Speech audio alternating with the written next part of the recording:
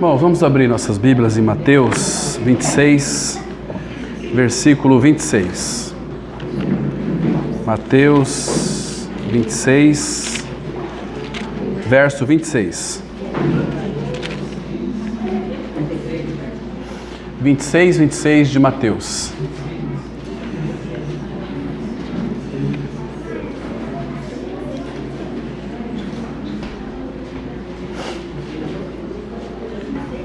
A palavra, ela diz assim, Mateus 26.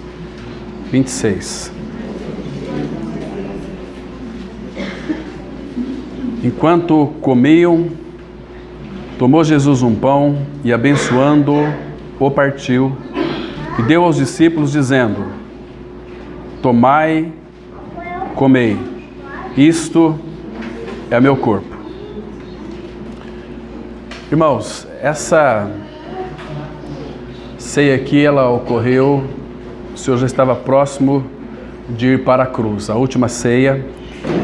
Uma das coisas que nos chama muito a nossa atenção aqui, irmãos, é a ansiedade do Senhor. Depois ele vai dizer que ele anseia para comer conosco naquele grande dia, naquela grande mesa que ele vai preparar para nós, onde ele mesmo irá servirá lá na glória.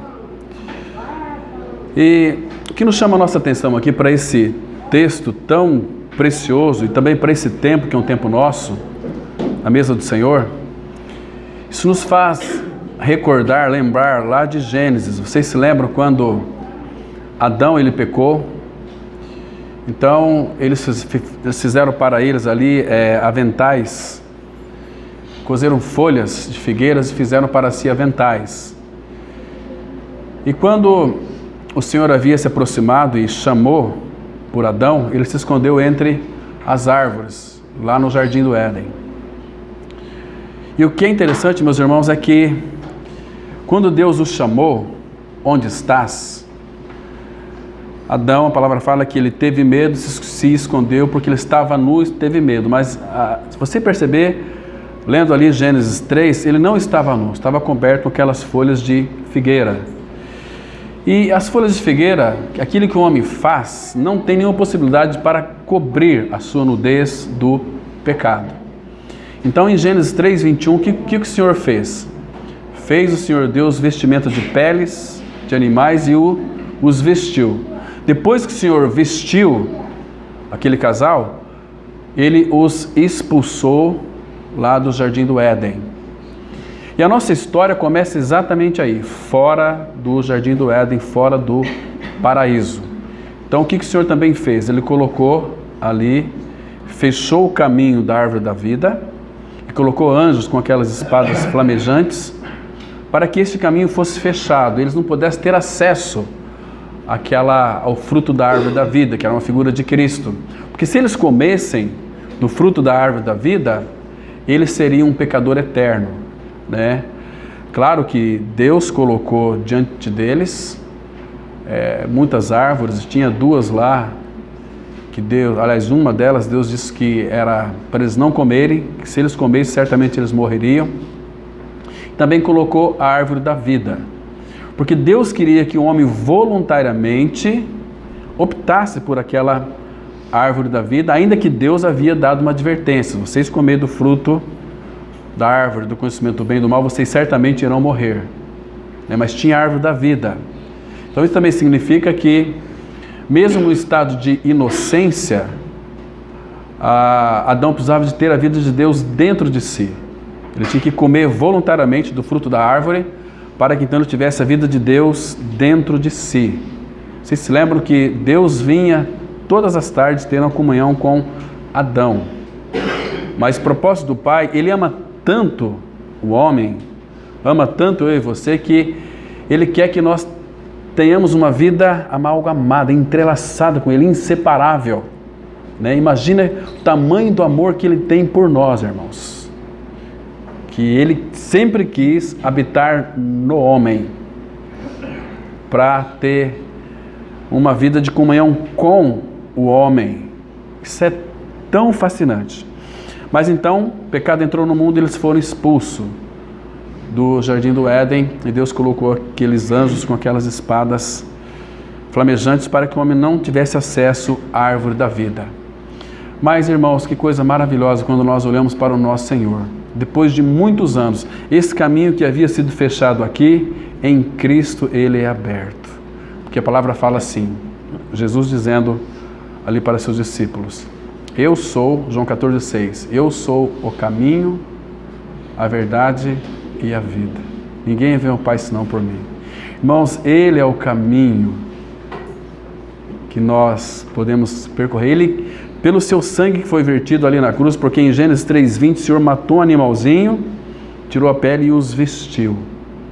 E a palavra fala em Hebreus, capítulo 10, versículo 19, para nós adentrarmos essa realidade, termos acesso pelo novo e vivo caminho que Ele nos consagrou, Ele abriu, isto é, pelo véu, pela sua carne. Então hoje nós podemos ter acesso ao Senhor Jesus Cristo. Agora essa mesa fala exatamente desta realidade. Irmãos, essa mesa tem tanto significado para o nosso coração. Essa mesa, eu confesso aos irmãos que eu tenho muita dificuldade em ministrar, trazer uma palavra para ser, que eu me emociono demais. Porque é uma mesa que Ele preparou para nós. Infelizmente, muitos irmãos não têm tido uma visão da realidade existencial contida na mesa. Nós sabemos que são elementos, pão e vinho, mas em realidade espiritual é o corpo e o sangue de Cristo. Porque quando, na última ceia, o Senhor partiu o pão, Ele diz, tomai e comei dele todos, porque este é meu corpo, que é dado por vós. Irmãos, essa mesa tem tanto significado. Tudo se resume naquilo que Cristo é e fez. Quando nós contemplamos a mesa do Senhor, nós estamos olhando para aquilo que foi feito lá atrás e dizendo para o Senhor, nós não esquecemos do teu amor manifestado, porque Romanos 5,8 fala que Deus prova o seu próprio amor para conosco, pelo fato de ter Cristo morrido por nós, sendo nós ainda pecadores. Então foi o amor dele por mim e por você. Irmãos, Ele nos ama tanto, que quando Ele prepara esta mesa para nós, neste deserto, e você não tenha dúvida, irmão, que este mundo é um deserto. Como pode muitas vezes as pessoas se buscar auxílio no mundo, se deliciar com as coisas deste mundo? Não, as nossas delícias é o próprio Senhor e a mesa que Ele preparou para nós.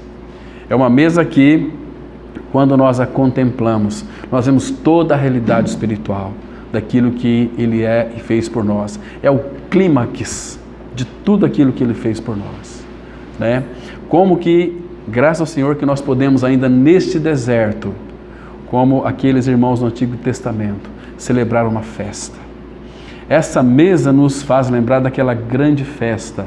Nós citamos aqui para os irmãos aquele texto de Lucas, capítulo 12, que naquele grande dia o Senhor está tão ansioso para nos receber, naquela grande mesa, onde vai estar uma mesa preparada para nós pelo próprio Senhor.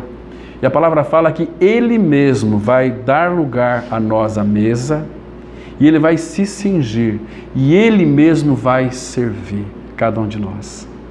Irmãos, claro que naquele dia, os nossos olhos vai estar marejados de lágrimas, porque imagina Ele te servindo, você contemplar ali as suas mãos perfuradas. Puxa vida, como que ficará o nosso coração? Uma grande alegria deve invadir o nosso coração, como nesse momento tão glorioso, céu na terra. Uma mesa que Ele fez isso muitos anos atrás para os seus discípulos e hoje ela está tão viva para nós. Ele que preparou essa mesa para nós. É para o nosso desfrute. É para nós participarmos com alegria, porque nós estamos celebrando um Cristo vivo. Ele morreu sim, mas Ele ressuscitou. E Ele está à destra do Pai, reinando eternamente, soberanamente. Ele é toda a realidade desta mesa. Então, a igreja se volta para a mesa do Senhor, para participar desses elementos pão e vinho, cheios de tantas realidades espirituais. Ah, meus irmãos, como o nosso coração deve estar alegre. Essa mesa não é uma mesa para nós ficarmos aqui fazendo pedidos, não. É para nós derramarmos nosso coração em louvor, em gratidão, por tudo aquilo que Ele é e fez por cada um de nós. Como nós somos amados pelo Senhor. Irmãos, o amor dele por nós fez com que ele realmente sofresse a separação do Pai. Vocês se lembram que se você ler o Salmo 22, tantas lições preciosas. Por favor, abram comigo no Salmo 22. Acho que se nós tivéssemos apenas o Salmo 22 em toda a Bíblia já seria suficiente, porque nós vemos aqui tanta realidade espiritual naquilo que concerne a vida do nosso amado Senhor, né? Salmos 22, que é o Salmo do Bom Pastor. Então aqui nós temos, aqui fala de tudo, fala da encarnação de Cristo, fala do Getsemane. Aqui no versículo 1, olha como que começa dizendo esse texto: Deus meu, por que me desamparaste?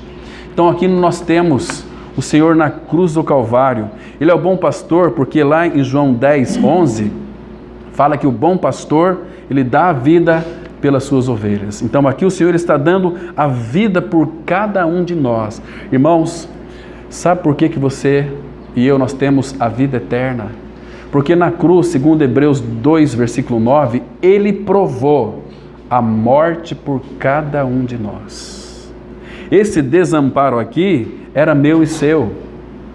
E porque Ele passou por esse desamparo na cruz do Calvário, eu e você, nós nunca seremos desamparados. Hebreus 13, 5.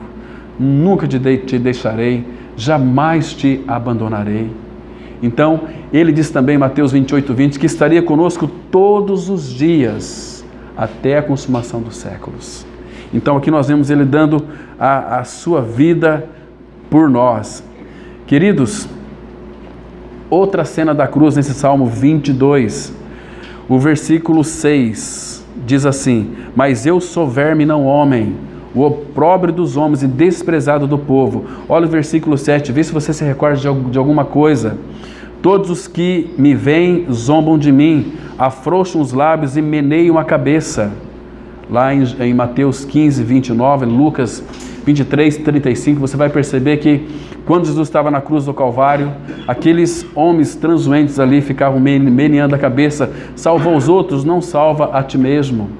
Que coisa maravilhosa, irmãos. E vocês sabem que foram crucificados com o Senhor Jesus 2 ladrões. Um então pôde ter os seus olhos abertos, ele pôde crer neste evangelho tão maravilhoso, porque quem que pregou para ele? Imagina só aquele ladrão crucificado ali junto com o Senhor, numa das cruzes. Quando o Senhor Jesus Cristo, das 9 até o meio-dia, Ele não recebeu o nosso pecado ainda, Ele estava ali sofrendo horrores. Ele pôde então ter comunhão com o Pai e disse para o Pai: Pai, perdoa-lhes porque eles não sabem o que fazem. Imagina como essa palavra entrou nos ouvidos daquele ladrão. Então eu vejo ali que aquele ladrão fez uma oração mais linda do mundo, pelo menos na minha opinião. Cada um deve ter a sua opinião, mas que oração linda, objetiva, específica. Sabe o que ele disse? Jesus. Sabe o que significa o nome Jesus? Jeová, Su, salvação, ou eu sou a salvação. Jesus, lembra-te de mim quando vieres no teu reino. E o que o Senhor respondeu para ele? Em verdade, te digo hoje. Não é que hoje estarás comigo no paraíso. Na nossa Bíblia está assim, mas no original está assim: em verdade te digo hoje, estarás comigo no paraíso. Estou dizendo para você hoje, você vai estar comigo no paraíso. Percebe? Então ele pôde crer. Então até aqueles transuentes pregaram, porque eles disseram: salvou os outros, salva-te a ti mesmo. Então aquele ladrão ele é um salvador. Então ele pôde crer, ter seus olhos abertos. Então, versículo 8: confiou no Senhor, livre-o ele, salve-o, pois nele tem prazer. Está vendo aqui? Que salmo tão precioso, irmãos. E aqui no versículo 9 fala da manjedoura. Contudo, tu és quem me fez nascer e me preservaste, estando eu ainda no seio da minha mãe. Irmãos, que salmo lindo, irmão. Que salmo completo esse Salmo 22 aqui. E aqui, versículo 10. A ti me entreguei desde o meu nascimento. Desde o ventre de minha mãe, tu és meu Deus. E no versículo 11 nós temos o Getsemane, lugar da prensa. Diz assim, imagina aquelas horas ali que foram para o nosso Senhor. Ele sentiu pavor, sentiu medo, sentiu uma profunda angústia. Irmãos, o que o meu e o seu pecado fez com o nosso amado Salvador, irmão? E aqui nós temos versículo 11, o Getsemane. Não te distancie de mim, porque a tribulação está próxima, e não há quem me acuda. Meu irmão, que coisa mais preciosa. Ele continua dizendo, versículo 16.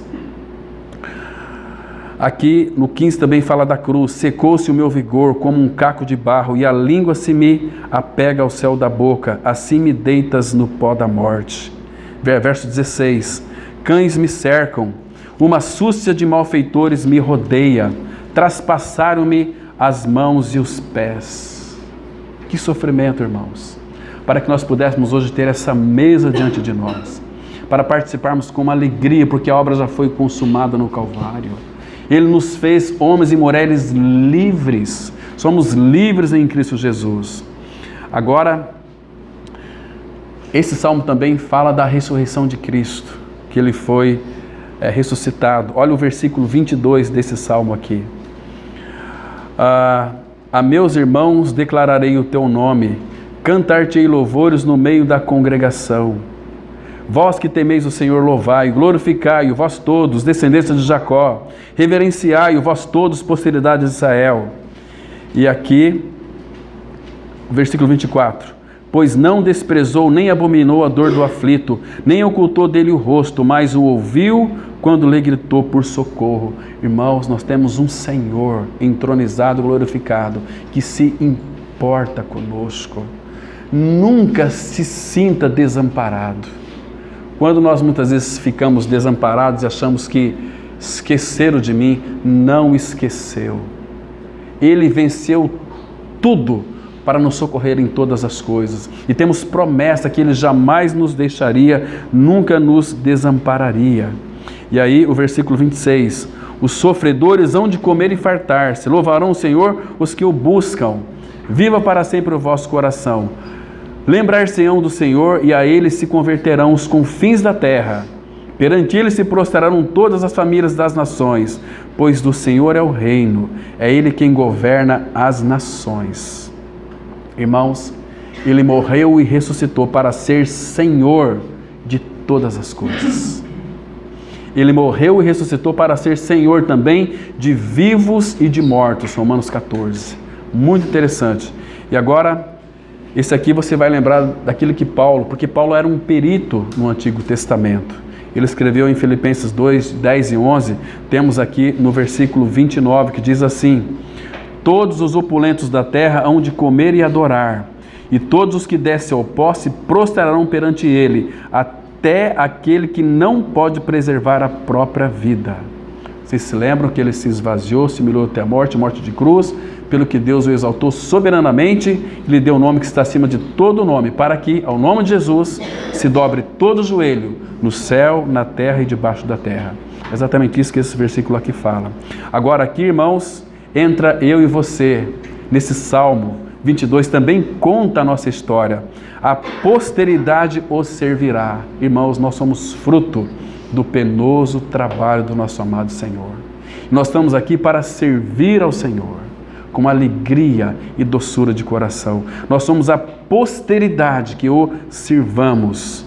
Falar-se-á do Senhor a geração vindoura. Hão de vir anunciar a justiça dele. Agora presta atenção nessa última frase aqui. Ao povo que há de nascer, contarão que foi ele quem o fez. Irmãos, que coisa preciosa. Então essa mesa para nós, a Igreja do Senhor, ela é tão cheia de realidade. Hoje nós podemos aproximar desta mesa e comer o pão e beber o vinho, em realidade espiritual. Então que todos nós que venhamos a participar, participe com esta consciência. Não participa como uma mera participação, como mais uma mesa do Senhor. Não, irmãos. Medita. Alegre-se no Senhor. Deixa ser conduzido pelo Espírito do Senhor para esse tempo que é um tempo nosso. É um tempo exclusivo para mim e para você. É um tempo de nós nos achegarmos à mesa do Senhor, nos prostrar diante dela e agradecer ao Senhor. Isso é precioso. Então que o Senhor nos abençoe nesse tempo da comunhão com a mesa. Amém.